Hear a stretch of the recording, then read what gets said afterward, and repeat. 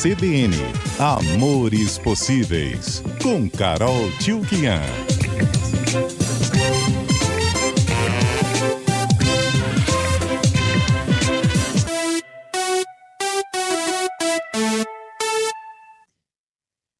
Carol Tchulkian, boa tarde. Boa tarde, Tati. Boa tarde, Boa Nando. tarde. Tudo bem? Tudo ótimo, e vocês? Tudo bem. Bom, Carol vai retomar uma situação muito ruim pela qual uma artista brasileira, uma mulher negra, passou na semana passada, que foi ter de vir a público comunicar seus seguidores, seus fãs, seus admiradores, as pessoas que gostam dela. Seus sogros também, né?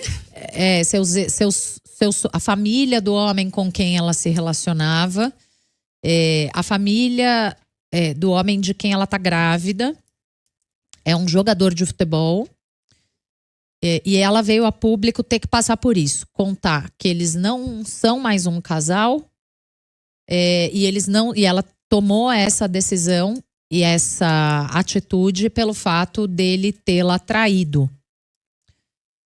Enfim, foi um grande bafafá, um grande auê nas redes e muitas discussões muito pertinentes apareceram a partir desse fato. Uma delas é a que a Carol nos traz hoje. Eu acho importante porque a gente vem falando sobre traição em algumas colunas aqui, né? Semana passada a gente falou sobre microtraições. A gente falou sobre o Ashley Madison há algumas semanas e sobre talvez quem ame traia, né? Mas traição não é tudo igual. E eu acho que é importante a gente trazer essa história da Isa para a gente falar tanto na diferença entre homens e mulheres e a gente discutir gênero na traição, na socialização, no comprometimento e como essas histórias públicas impactam as nossas histórias pessoais. Então, eu já queria começar perguntando para os ouvintes se vocês acham que a traição masculina ainda é mais aceita e se vocês já passaram um pano para algum amigo que traiu uma companheira ou companheiro. Porque antes do chat se movimentar, eu não estou dizendo que só os homens traem. Sim, a gente sabe que as mulheres traem também. Então, trazendo dados, a própria Esther Perel tem uma pesquisa no Repensando Infidelidade, que é um dos seus best-sellers, que mostra que de 1990 até agora, a taxa de mulheres que traem seus parceiros aumentou 40%. Tem uma pesquisa que chama Estudo Radiografia da Infidelidade e Infiéis no Brasil de 2022, que mostra que 8 em cada 10 brasileiros foram infiéis, sendo que 91% dos homens admite já ter sido infiel e 88% das mulheres admite já ter sido infiel. Mas essa mesma pesquisa mostra que 9 em cada 10 brasileiros consideram que as mulheres são muito mais julgadas socialmente ao cometerem uma infidelidade do que os homens. Então, aproveitando que esse cara é um jogador de futebol, o que eu sinto a gente ainda se constrói socialmente entendendo que isso é um lance normal, segue o jogo, não foi falta, não precisa apitar. E o que eu quero trazer aqui é por que a gente ainda naturaliza esse comportamento, como a gente pode, no nosso microcosmos, ir desnaturalizando. E por que traição não é tudo igual? Por que é diferente eu trazer o Ashley Madison e dizer, olha, quem ama trai pode usar o aplicativo, e a gente falar de uma mulher que tá grávida de 6 meses e ter um discurso de um homem que diz, eu tive um momento de fraqueza. Então, até quando os homens vão se autorizar a trair, a vir pedir desculpas? Acho que é simbólico que é um outro jogador de futebol, assim como a gente teve o Neymar também traindo uma mulher grávida, e depois pedindo desculpas, dizendo que amava nas redes sociais. Então, um homem num momento de fraqueza, e até quando a mulher vai ter que ser forte, ou para perdoar a traição, ou para levar essa relação e essa gravidez agora como uma mãe solo. Então a pergunta para os nossos ouvintes agora é: a traição masculina é mais aceita? Você já passou um pano para uma traição masculina, é isso? Já ouviu falar? Eu já passei pano para traição masculina. Ó, como você passou o pano? Eu vou pensar se eu posso e de que jeito eu vou contar. Mas eu já… Acho que todos nós, em alguma medida, já passamos um pano para a traição de um cara. E todos nós, em alguma medida, já apontamos o dedo para uma mulher envolvida num caso de traição. Sim. E eu acho que isso tem muito a ver com esse lugar e esse construto social de que o homem é o garanhão. Aí eu trouxe algumas citações de Bell Hooks, nossa filósofa amada, porque quando este homem vem a público dizer o que eu fiz foi um momento de… Eu tive um momento de fraqueza, e depois ele também se justifica dizendo, acho que o que eu fiz foi algo para inflar o ego de um homem idiota. Ele mesmo disse isso, tá? Na entrevista dele, são as palavras de Yuri. E por que ele se autoriza a dizer que foi um momento de fraqueza e que ele tem a necessidade de inflar o ego? Né? A Bell Hooks coloca no Tudo Sobre o Amor, Novas Perspectivas, que o patriarcado nos diz diariamente, nos filmes, na televisão, nas revistas, que os homens poderosos podem fazer o que bem entendem, que essa é a liberdade que os torna homens. A mensagem dirigida aos homens é de que ser honesto é ser mole. A habilidade de ser desonesto e indiferente às consequências da desonestidade torna um homem durão e separa os homens dos meninos. Essa inconsequência, eu vou fazer e tudo bem, e o meu desejo está acima de tudo, ainda é muito celebrado entre os homens. A gente vê, até entre as brincadeiras, você começa a namorar, agora tá encolerado. Então, você ser o cara que pega alguém, quantas vezes você repreendeu um amigo que falou que estava tendo um caso extraconjugal ou que estava paquerando abertamente alguém, sendo que essa pessoa é casada, namora ou tá com alguém que tá esperando um bebê. A gente precisa ver o quanto a traição ainda é esse recurso infantil usado por esses homens, né? Um jeito moleque que se desculpa de uma forma moleque para reforçar a potência e o protagonismo. E aí eu recomendo muito que vocês leiam a coluna da Ana Canosa em Universa, que tá brilhante, sobre a dificuldade do homem abrir mão desse lugar de protagonismo num momento onde o protagonista é o bebê, né? Na gravidez, quem tá ali protagonista é essa criança, são duas pessoas necessárias para se ter um bebê. E posto que foi decidido que teremos um bebê, esse homem sai do lugar de ser a pessoa cuidada e ele vai ter que se tornar o cuidador.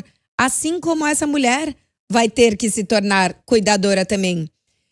E o que a gente vê são muitos homens desimplicados com esse papel do tornar-se pai. E aí numa coisa de, mas é porque eu ainda não tô sentindo.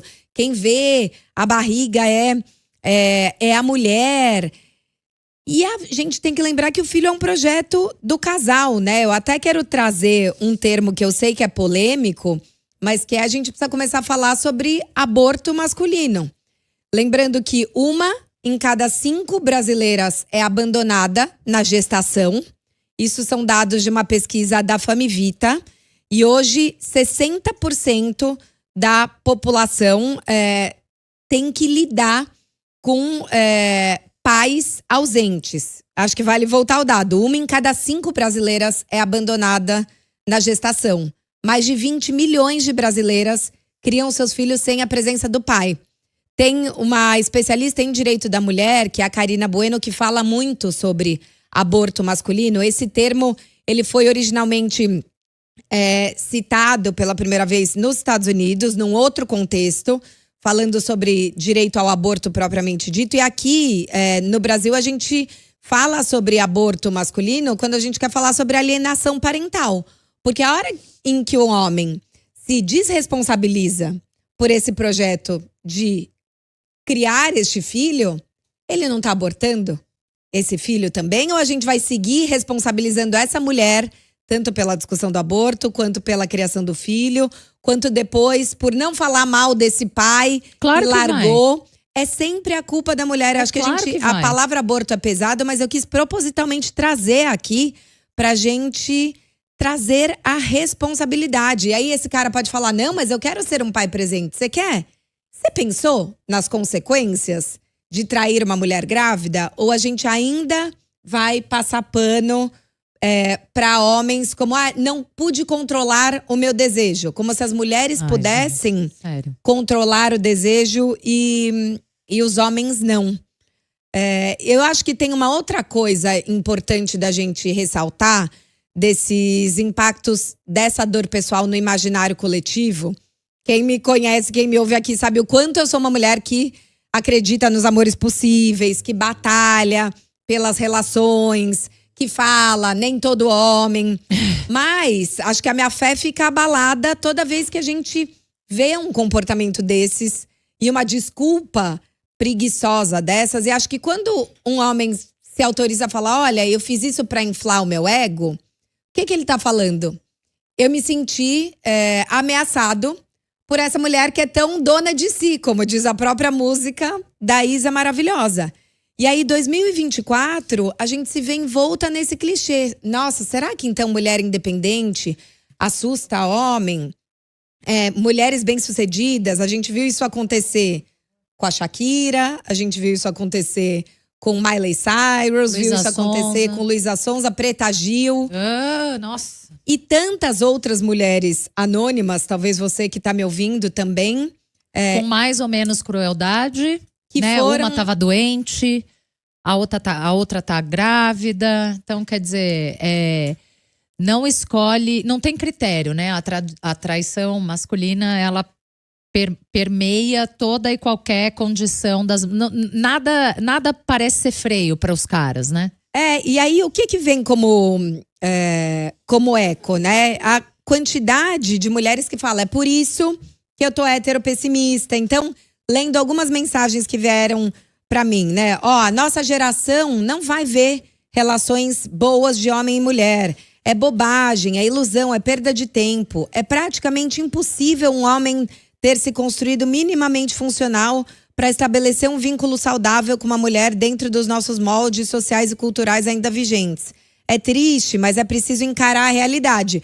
E eu discuti com essas pessoas na internet porque eu acho que também entrar nesse fatalismo no nós versus eles não vai ajudar. Mas é óbvio que esse heteropessimismo aumenta quando a gente vê mais uma história assim, de uma mulher que saiu de um casamento abusivo, onde ela sofreu abuso emocional no casamento anterior, violência patrimonial, e aí ela entra numa relação pautada por uma liberdade, por uma confiança, e é exatamente essa confiança que é traída. É isso. E você se sente… Quais são as perguntas que as mulheres se fazem? Fui burra de ter acreditado. Vieram muitos comentários assim, mas ela também que deu chance pra um homem que é um babaca. Aí, de novo, você tá culpando a mulher, porque ela escolheu errado, porque ela não viu os sinais. Queria saber o que tá vindo no chat. Bom, primeiro os homens ficam muito incomodados toda vez que a Carol começa a falar sobre alguma coisa de gênero. Eu acho muito bom. Imediatamente, eles ficam oriçados e começam a atacar. Aí surgem outros homens, que são aqueles que estão fazendo o que a gente mulheres espera deles, que é ouvindo o que você está dizendo, pensando sobre isso. E aí se manifestam alguns dizendo que você faz com que eles pensem muito sobre o comportamento deles. Outros, enfim, homens dispostos a ouvir. É com esses que eu quero conversar. É com quem tá ouvindo o que a gente tem para dizer, né? E muita gente querendo a opinião do Fernando, que é o homem representante do gênero nessa mesa. Eu acho que a Carol tem toda a razão. Definitivamente tem toda a razão. Todo mundo já passou um pano por uma traição de homem. Quando você tá numa roda de homens, o cara falar que trai, várias vezes esse cara é até vangloriado, assim, poxa, tá comedor, né? Tá saindo com aquela gata. Isso acontece direto. Essa história do aborto masculino eu não conhecia. E é de machucar demais, assim, sabe? Eu fiquei até impressionado de usar esse termo, não tinha usado. Olha, eu não conheço nenhum casal que passou por isso, mas só lamento ter homens que ainda praticam isso. E o pior de tudo, não aprende, sabe? Eu acho que sair dessa sem aprender alguma coisa, isso me deixa mais chocado ainda. E acho que a gente tem que prestar atenção como a gente educa a próxima geração de homens. Porque a gente tem que pensar também que o nosso papel como mulher, né? Todos esses homens são filhos de mulheres também. E eu acho que muitas vezes mães e pais também têm tratamentos diferentes para esses meninos. Eu tenho um grande amigo que tem um filho e uma filha. E o filho tava beijando as meninas na escola, 6 anos. E aí a diretora, a coordenadora chamou e falou, olha, ele tá dando uns selinhos. E né, ele e a ex-mulher ficaram meio constrangidos e tal. E depois ele falou, mas como foi o meu filho? Eu acho que eu não fiquei tanto quanto se fosse a minha filha. E eu vi que isso era um pensamento machista. E eu tive que ter uma atenção redobrada, porque se fosse minha filha já ia pensar, imagina, não pode, vai parecer que é a galinha. O meu filho em algum espaço tinha assim, já tá sendo pegadorzinho. É esse tipo de comentário que vai criando os caras que ao se sentirem inseguros, traem a mulher e falam, é porque eu precisava me sentir mais poderoso do que ela. E aí a gente volta a falar, então será que essa mulher independente assusta homem? Trazendo um outro texto da Bell Hooks que eu já citei aqui, né, sobre o mentir, e também nessa relação de pais, mães e filhos, que os homens tendem a mentir mais e com consequências mais devastadoras. E para muitos homens, a primeira experiência de poder sobre os outros vem da emoção de mentir para adultos mais poderosos, prioritariamente as mães, e não sofrer consequências. Isso porque um menino pequeno aprende que a sua poderosa mãe não controla nada numa sociedade patriarcal. Não tem poder nenhum dentro do patriarcado, e isso confunde. A mentira, então, se torna uma das estratégias por meio das quais ele pode agir para tornar a mãe impotente. Mentir permite que ele manipule a mãe e até mesmo exponha a sua falta de poder.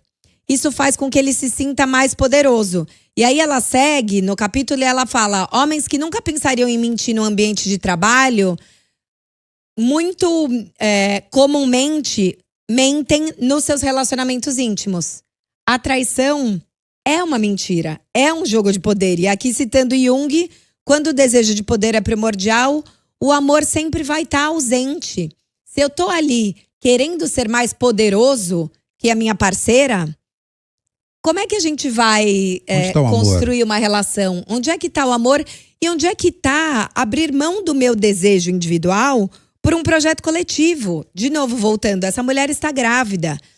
A gente tem falado também sobre outros acordos de relação. Mesmo casais de relacionamento aberto, que eu entrevisto, muitos deles falam que eles fecham a relação tanto na gravidez quanto no puerpério, porque o homem entende que não é justo eles continuarem mantendo a relação aberta, sendo que essa mulher tá amamentando. Ou não que ela tá grávida. Não tem a mesma possibilidade que ele. Então, isso é você ser ético isso dentro é você da ser sua parceiro, relação. Numa relação aberta. É maravilhoso isso. É o quanto a gente tá disposto a entender que tem um nós e tirar essa responsabilidade só da mulher pensar no bem da família. Não é porque você não tá gestando que aquele projeto familiar não é seu também. Por que a gente fala, mas homem não consegue segurar os seus desejos? Isso é treino, gente, isso é escolha. Isso é mentira. Exatamente. Para além de tudo, isso é mentira. Isso foi uma mentira que nos contaram para que a gente aguentasse esse tipo de comportamento sem reclamar. Isso é mentira. Não é verdade que homens têm mais desejo do que mulheres. Isso é construído, isso é cultural. E se é construído, pode ser desconstruído. Exatamente. Eu acho que quando o Fê fala que a gente passa pano, você falou, eu já passei pano também. Eu não sou tão pessimista quanto as pessoas que falam, nossa geração não vai ver relações. Eu acredito em relações, acredito que tenham caras legais. Porque também não acho que a gente ficar no nós versus eles é a solução. Então tá bom, é por isso que eu não me relaciono com ninguém. Mas a gente precisa sim entender que estas mulheres vão ficando cada vez mais incomodadas, descrentes, amedrontadas. Elas não são loucas, elas estão vendo essas traições acontecerem. Aconteceu com elas, aconteceu com a famosa, aconteceu com a vizinha. Como é que a gente começa? Acho que o fato da gente poder falar, não, isso é inadmissível. Disso, se isso aconteceu com amigos, falar, cara, isso não é legal. Qual é a sua responsabilidade? Desnaturalizar essa passada de pano e colocar isso para as pessoas com as quais a gente tá junto também. Para que a gente consiga fazer essa nossa peneira. Eu acho que pegando o Dona de Mim, né, da Isa, ela fala, a vida é louca e Deus me fez assim, Dona de Mim. Acho que muitas de nós mulheres fomos nos apropriando da nossa vida, nossa narrativa, nossa jornada, mas a gente também quer ter relações. Ninguém quer um conto de fadas. Sabe uma coisa que eu lembrei? A gente entrevistou aqui uma vez o Prazer Ele, Prazer Ela. E aí eu me lembro no Prazer Ele, conversando com ele falou assim, Fernando, tem muita mulher desistindo de insistir numa relação com um picareta, com um cara desses que a gente está falando, e indo se apaixonar por mulheres. Ele falou assim, nós estamos perdendo. Depois dos 40 tem um monte. Nós estamos perdendo espaço facilmente por causa de atitudes como essa. Tem prazer em outro lugar. É muito fácil de conquistar esse prazer, muito mais saudável. A Bell Hooks fala sobre isso no segundo livro sobre o amor, que é depois desse aí, chama Comunhão. O prazer ele é o Cláudio Serva. Só para o prazer ele não ficar sem nome, é o Cláudio Serva, é terapeuta e tal. Fala sobre sexualidade masculina, sexualidade com homens. E eu quero só lembrar aqui que Isa será mais uma mãe solteira. Mais uma mãe solteira não se fala mais. Mais uma mãe solo. E aí quando você começou a falar, os homens que não estão dispostos a ouvir reagiram. Vocês vão ficar repercutindo fofoca de celebridade? Isso é um jeito de olhar para o que a gente está falando. Fofoca de celebridade. Outra coisa é pensar no quanto isso reflete, no quanto este episódio reflete algo que acontece tão comumente na vida de muitas mulheres.